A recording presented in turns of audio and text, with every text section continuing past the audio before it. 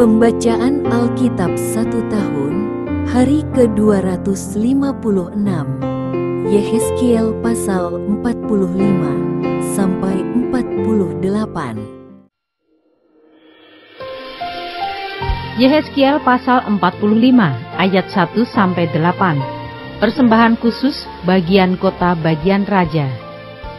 Pada waktu kamu membagi-bagi negeri itu menjadi milik pusakamu dengan jalan mengundi, kamu harus mengkhususkan sebidang dari tanah itu menjadi persembahan khusus yang kudus bagi Tuhan. Panjangnya 25.000 hasta dan lebarnya 20.000 hasta. Seluruh tanah yang di dalam batas ini adalah kudus.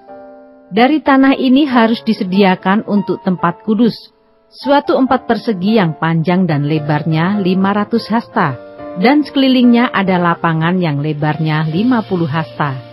Dari daerah yang sudah diukur ini, ukurlah sebagian yang panjangnya 25.000 hasta dan lebarnya 10.000 hasta.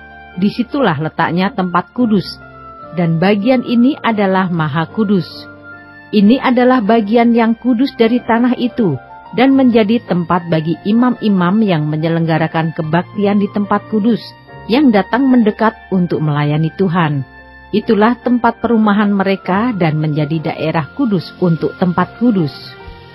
Yang 25.000 hasta panjangnya dan 10.000 hasta lebarnya harus menjadi milik orang-orang Lewi yang mendapat tugas pelayanan dalam bait suci.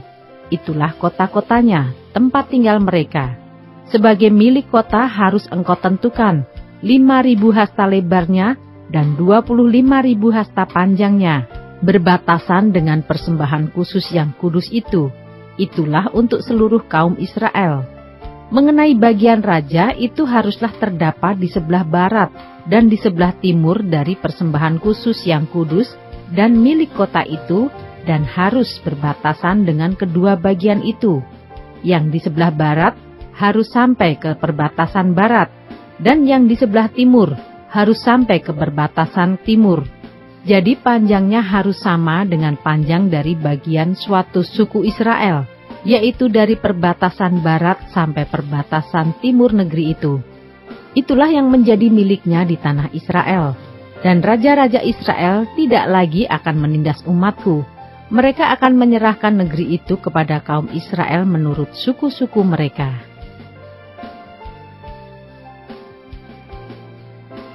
Ayat 9-17, tugas umat Tuhan dan tanggung jawab raja. Beginilah firman Tuhan Allah, cukuplah itu, hai raja-raja Israel, jauhkanlah kekerasan dan aniaya, tetapi lakukanlah keadilan dan kebenaran. Hentikanlah kekerasanmu yang mengusir umatku dari tanah miliknya. Demikianlah firman Tuhan Allah. Neraca yang betul, eva yang betul, dan bat yang betullah patut ada padamu. Sepatutnya lah eva dan bat mempunyai ukuran yang sama yang ditera, sehingga 1 bat isinya 1/10 homer, dan 1 eva ialah 1/10 homer juga. Jadi menurut homer lah ukuran-ukuran itu ditera. Bagi kamu 1 shikal sepatutnya sama dengan 20 gera. 5 shikal ya 5 shikal, dan 10 shikal ya 10 shikal, dan 50 shikal adalah 1 mina. Inilah persembahan khusus yang kamu harus persembahkan. 1/6 eva dari sehomer gandum, dan 1/6 eva dari sehomer jelai. Tentang ketetapan mengenai minyak, 1/10 bat dari 1 kor. 1 kor adalah sama dengan 10 bat. Seekor anak domba dari setiap 200 ekor milik sesuatu kaum keluarga Israel. Semuanya itu untuk korban sajian, korban bakaran, dan korban keselamatan, untuk mengadakan pendamaian bagi mereka. Demikianlah firman Tuhan Allah. Seluruh penduduk negeri harus mempersembahkan persembahan khusus ini kepada raja di Israel. Dan rajalah yang bertanggung jawab mengenai korban bakaran, korban sajian, korban curahan pada hari-hari raya, bulan-bulan baru, hari-hari Sabat, dan pada setiap perayaan kaum Israel. Ialah yang akan mengolah korban penghapus dosa, korban sajian, korban bakaran dan korban keselamatan untuk mengadakan pendamaian bagi kaum Israel.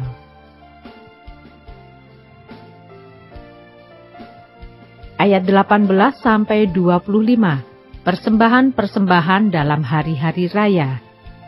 Beginilah firman Tuhan Allah, pada bulan yang pertama pada tanggal 1 bulan itu, ambillah seekor lembu jantan muda yang tidak bercela dan sucikanlah tempat kudus itu.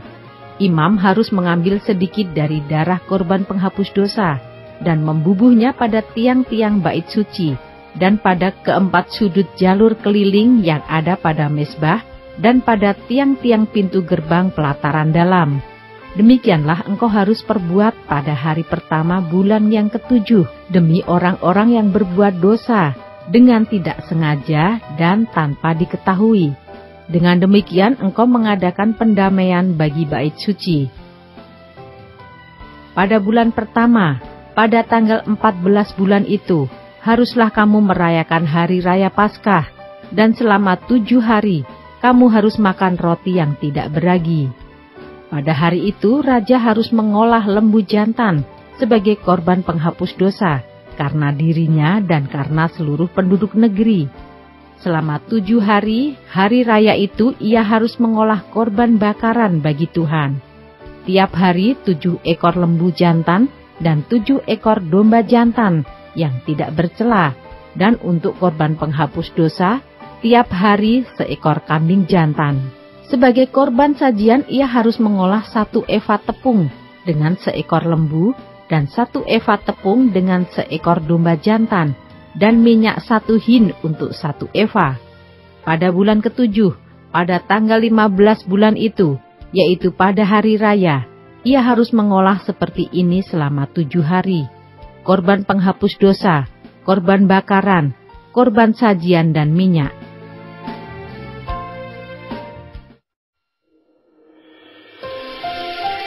Yehezkiel pasal 46, ayat 1-18. Beginilah firman Tuhan Allah, pintu gerbang pelataran dalam yang menghadap ke sebelah timur haruslah tertutup selama 6 hari kerja, tetapi pada hari Sabat supaya dibuka. Pada hari bulan baru juga supaya dibuka.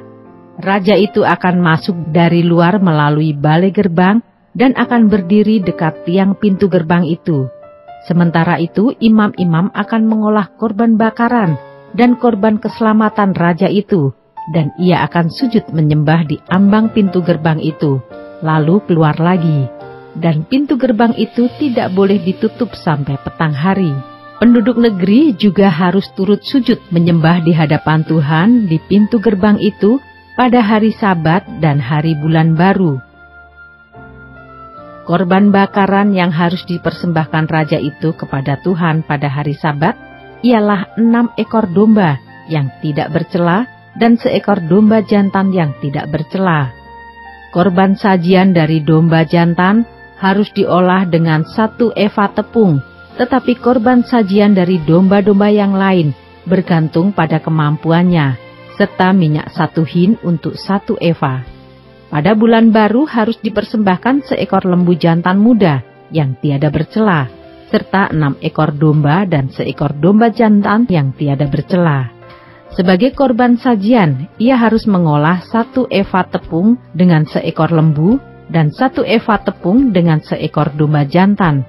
Tetapi korban sajian dari domba-domba lain bergantung pada kemampuannya, serta minyak 1 hin untuk 1 eva. Kalau raja hendak masuk ke dalam, ia harus masuk melalui balai gerbang dan keluar dari situ juga. Tetapi kalau penduduk negeri pada perayaan-perayaan yang tetap berkumpul di hadapan Tuhan, dan yang masuk melalui pintu gerbang utara untuk turut sujud menyembah, biarlah mereka keluar melalui pintu gerbang selatan. Dan yang masuk melalui pintu gerbang selatan, biarlah keluar melalui pintu gerbang utara. Janganlah seorang kembali melalui pintu gerbang kemasukannya, tetapi masing-masing harus keluar dari pintu gerbang yang di depannya. Mengenai raja itu, ia akan masuk bersama-sama mereka dan keluar bersama-sama mereka. Pada hari-hari raya dan perayaan-perayaan yang tetap harus ada korban sajian, yaitu 1 eva tepung diolah dengan seekor lembu jantan, dan 1 eva tepung diolah dengan seekor domba jantan. Tetapi korban sajian dari domba-domba yang lain bergantung pada kemampuannya, serta minyak 1 hin untuk 1 eva. Kalau raja mengolah korban bakaran sukarela atau korban keselamatan sukarela bagi Tuhan, maka orang harus membukakan pintu gerbang sebelah timur untuk dia, dan ia akan mempersembahkan korban bakarannya dan korban keselamatannya itu seperti ia perbuat pada hari Sabat. Kemudian ia keluar, dan sesudah ia keluar pintu gerbang harus ditutup. Tiap hari ia harus mengolah domba yang berumur 1 tahun dan yang tiada bercela sebagai korban bakaran bagi Tuhan. Setiap pagi ia harus melakukan itu. Di samping itu, setiap pagi ia harus mempersembahkan korban sajian 1/6 eva tepung dengan minyak 1/3 hin untuk mencampur tepung yang terbaik itu. Itulah korban sajian bagi Tuhan, dan ketetapan itu tetap selama-lamanya. Demikianlah mereka harus mempersembahkan domba dan korban sajian dan minyak setiap pagi sebagai korban bakaran yang tetap. Beginilah firman Tuhan Allah, kalau raja itu memberi sesuatu pemberian dari milik pusakanya kepada salah seorang anaknya, maka itu menjadi kepunyaan anaknya, dan milik ini menjadi pusaka mereka.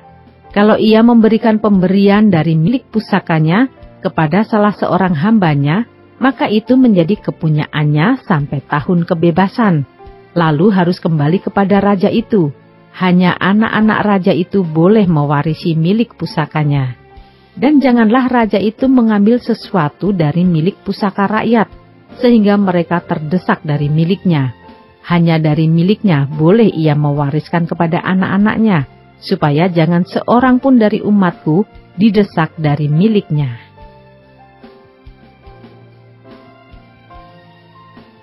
Ayat 19-24. Tempat memasak korban-korban. Lalu dibawanya aku melalui pintu masuk yang di samping pintu gerbang ke bilik-bilik untuk para imam yang di sebelah utara tempat kudus. Dan sungguh, di sana di bahagian barat sekali ada suatu tempat. Ia berkata kepadaku, disinilah tempatnya imam-imam memasak korban penebus salah, dan korban penghapus dosa, dan membakar korban sajian. Dan mereka tidak boleh membawanya ke pelataran luar, supaya dengan demikian mereka jangan menguduskan umat Tuhan. Kemudian diiringnya aku ke pelataran luar, dan membiarkan aku pergi ke 4 sudut pelataran itu. Sungguh, di tiap sudut pelataran itu ada lagi pelataran. Pada ke-4 sudut pelataran itu ada pelataran-pelataran kecil, 40 hasta panjangnya, dan 30 hasta lebarnya, keempatnya sama ukurannya. Mengelilingi ke-4 pelataran kecil itu ada tembok batu, dan di bagian bawah tembok-tembok batu itu, sekelilingnya diperbuat tempat-tempat memasak. Ia berkata kepadaku, inilah dapur tempat memasak, di mana petugas-petugas bait suci memasak korban sembelihan umat Tuhan.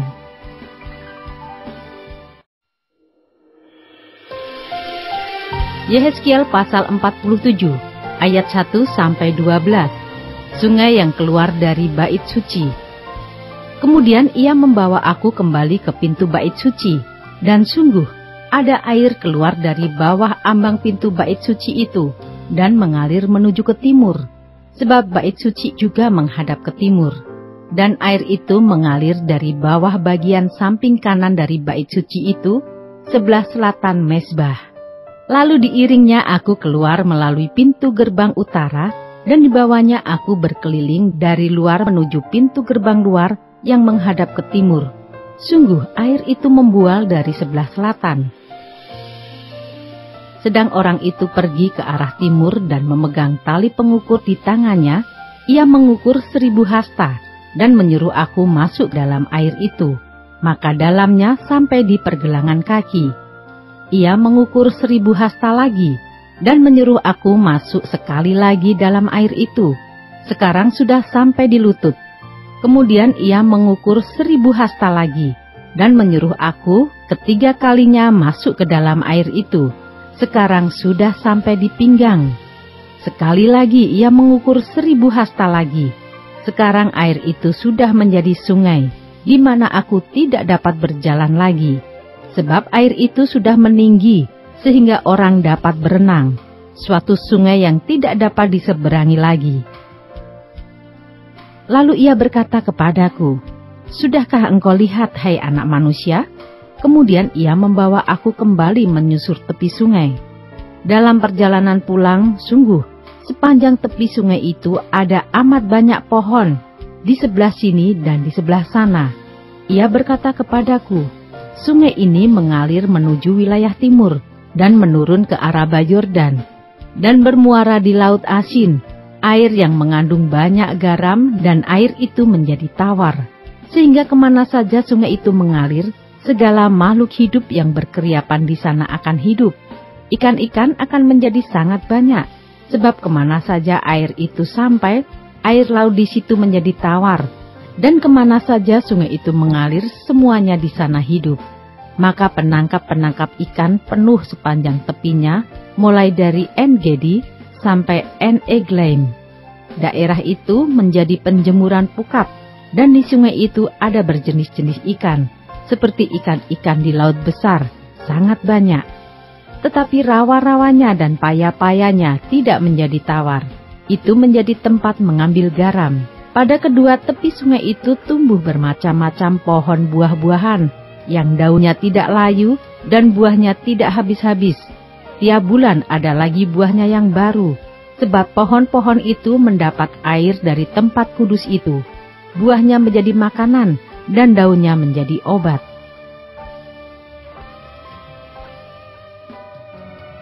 Ayat 13-20, batas-batas tanah Israel. Beginilah firman Tuhan Allah. Inilah batas-batas tanah yang kamu harus bagi-bagi menjadi milik pusakamu di antara kedua belas suku Israel. Yusuf mendapat 2 bagian. Tanah itu harus kamu bagi rata, yaitu tanah yang dengan sumpah kujanjikan memberikannya kepada nenek moyangmu, dan dengan demikian tanah ini menjadi milik pusakamu. Inilah perbatasan tanah itu. Di sebelah utara, dari Laut Besar terus ke Hetlon, sampai jalan masuk ke Hamat dan terus ke Sedat, Berota, Sibraim yang terletak di antara daerah kota Damsik dan daerah kota Hamat, terus ke Hasar Enon yang di daerah kota Hauran. Demikianlah perbatasannya itu mulai dari laut sampai di Hasar Enon, sehingga daerah kota Damsik dan juga daerah kota Hamat terletak di sebelah utaranya. Itulah sebelah utara. Di sebelah timur mulai dari Hasar Enon yang terletak di antara Hauran dan Damsik, sungai Yordan menjadi perbatasan di antara Gilead dan tanah Israel. Terus ke laut timur sampai ke Tamar, itulah sebelah timur. Di sebelah selatan, perbatasan mulai dari Tamar sampai mata air Meriba, dekat Kades, terus ke sungai Mesir, terus ke laut besar. Itulah di sebelah selatan perbatasan dengan tanah Negeb. Di sebelah barat Laut Besar merupakan perbatasan sampai tempat jalan masuk ke Hamat. Itulah sebelah barat.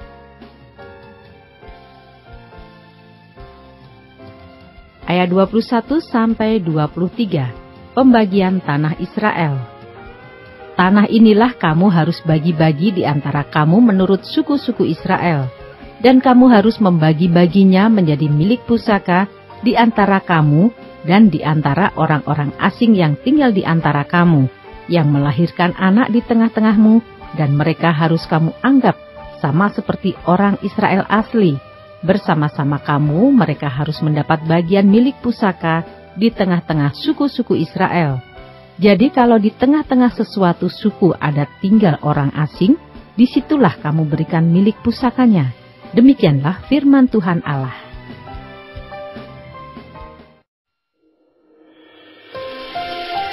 Yehezkiel pasal 48 ayat 1-29.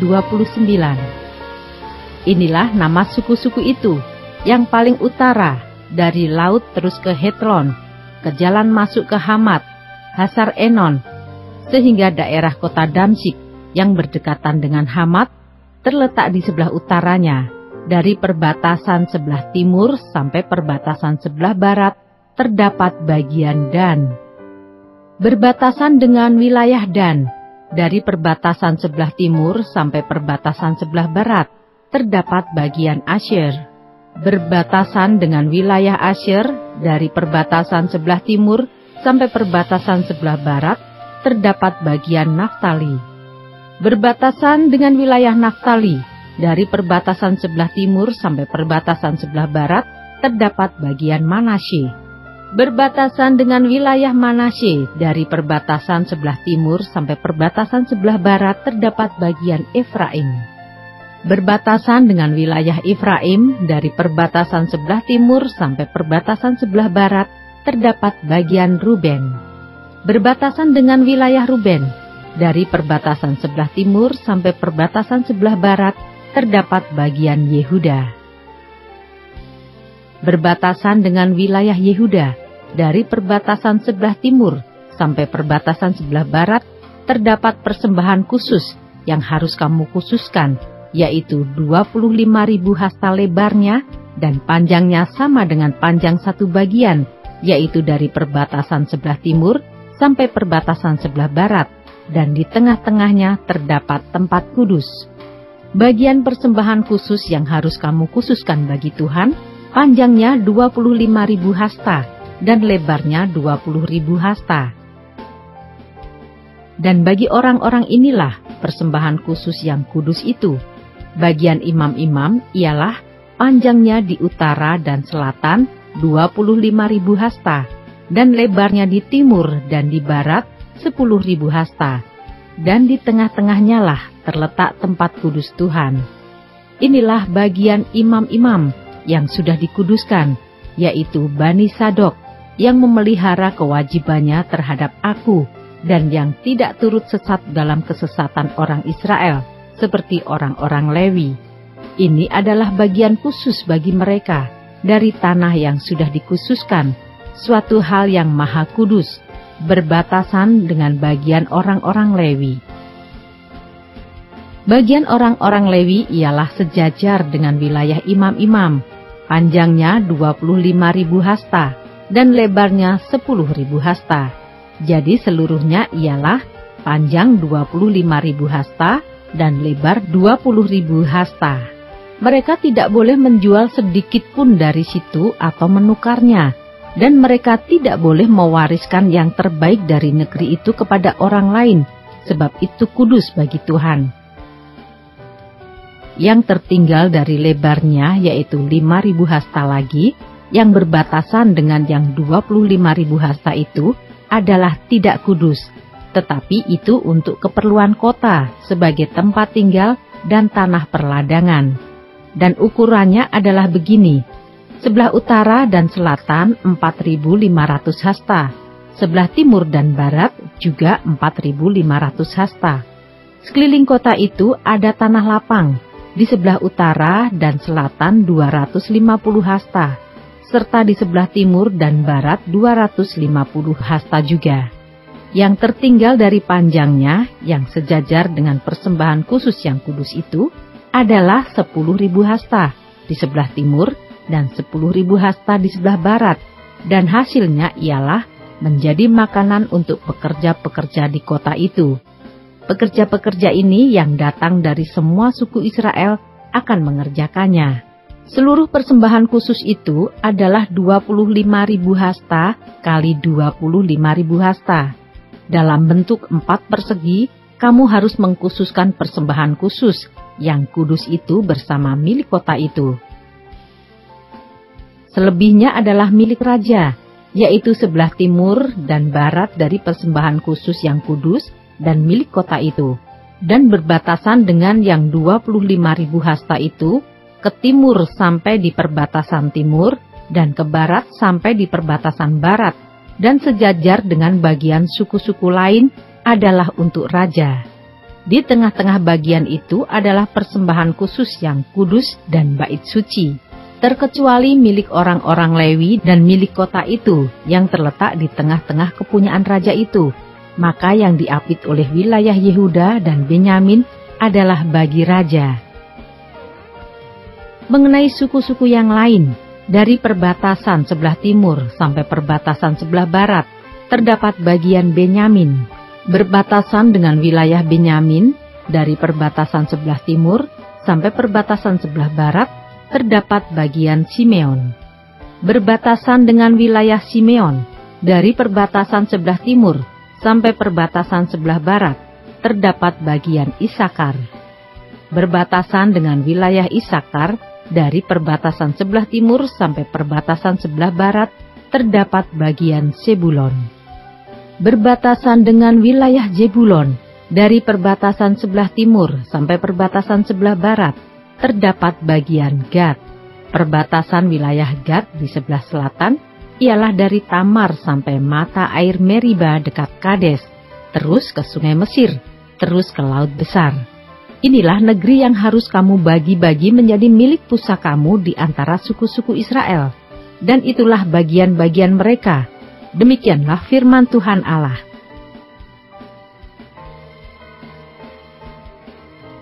Ayat 30-35, kota yang kudus. Inilah pintu-pintu keluar kota itu. Di sisi sebelah utara yang ukurannya adalah 4.500 hasta.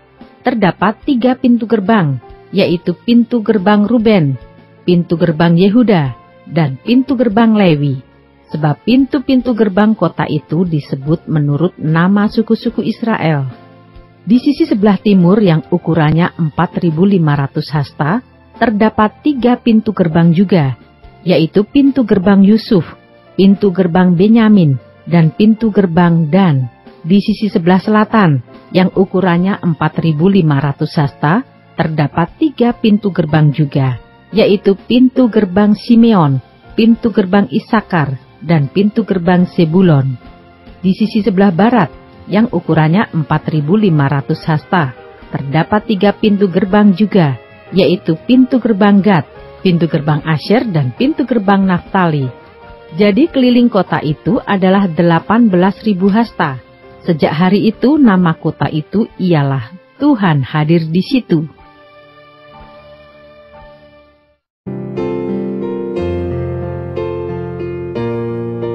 Demikianlah pembacaan Alkitab 1 tahun di hari ke-256.